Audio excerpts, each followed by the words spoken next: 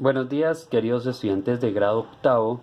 Vamos a implementar este método para poder entender de una mejor manera los conceptos y poder desarrollar las actividades que nos quedaron pendientes en el primer periodo. Eh, para el día de hoy vamos a ver lo que corresponden a expresiones algebraicas. Nosotros ya tuvimos un primer acercamiento con este tema en la clase donde establecimos el vocabulario, el glosario, donde pasábamos del lenguaje cotidiano, del lenguaje verbal, al lenguaje de signos, letras, números, operaciones. ¿Listo? Entonces, para hoy vamos a ver expresiones algebraicas. Es importante que ustedes tomen nota de las lecciones que acá yo estoy dando. ¿Está claro? Entonces, expresiones algebraicas. Las expresiones algebraicas, pues como le decía, es toda expresión que yo puedo pasar del lenguaje cotidiano al lenguaje de signos, números y letras. Las expresiones algebraicas están compuestas por un concepto muy clave que llamamos términos algebraicos. Un término algebraico está compuesto por un signo, ¿listo? El signo puede ser positivo o negativo. Si el término algebraico no aparece el signo, si no aparece el signo en el término algebraico, asumimos que es positivo. El coeficiente es el número real que acompaña la parte literal. ¿Listo? El número real. Cabe resaltar o cabe mencionar que el número real debe estar acompañado del signo. ¿Listo? Entonces el coeficiente siempre debe estar acompañado del signo. Las variables son las letras. ¿Listo? Las variables son las letras que aparece en el término algebraico.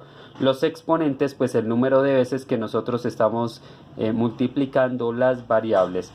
Y la combinación de las variables con sus exponentes es lo que conforma la parte literal. Este concepto es muy importante que ustedes lo tengan en cuenta. Parte literal es la unión de las variables con sus exponentes. Entonces acá tengo un ejemplo. Entonces vamos a mirar cuáles son los elementos que tenemos acá en este término algebraico. Entonces el signo sería negativo. ¿Listo? Entonces tenemos ahí menos 8x al cuadrado y a la 3. Entonces el signo de este término es negativo. El coeficiente de este término sería el menos 8. ¿Listo? Entonces sería acá 8, pero va acompañado del signo, menos 8. Las variables son las letras. O sea, ¿qué letras tengo acá en este término algebraico? Serían la X y la Y. ¿Listo? La X y la Y. Y los exponentes serían el 2 y el 3. ¿Listo? El 2 y el 3. O sea, el número de veces que... o el exponente de cada variable. ¿Listo? El 2 y el 3. ¿Cuál sería la parte literal? Entonces, la parte literal, recuerden que es la unión entre las variables y los respectivos exponentes. Entonces, voy a resaltarlo acá. ¿Listo? Entonces, la parte literal sería x al cuadrado y a la 3. Y así quedaríamos con los elementos de un término algebraico. Otros de los ejemplos que podemos establecer acá para determinar un término algebraico. Entonces vamos a poner acá, por ejemplo, 2m. ¿Listo?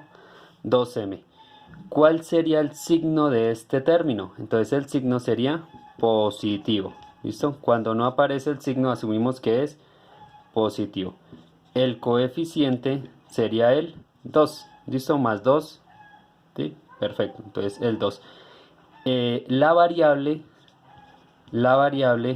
en este caso sería la letra, o sea, m.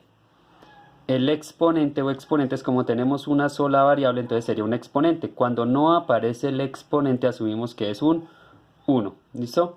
Y la parte literal de ese término algebraico, parte literal sería m. ¿Listo? O sea, la variable acompañada de su exponente. O sea, m a la 1 que sería m. Otro ejemplo. Vamos a poner x a la 5, y a la 3. ¿Listo? Entonces, ¿cuál sería el signo? El signo es positivo. Coeficiente.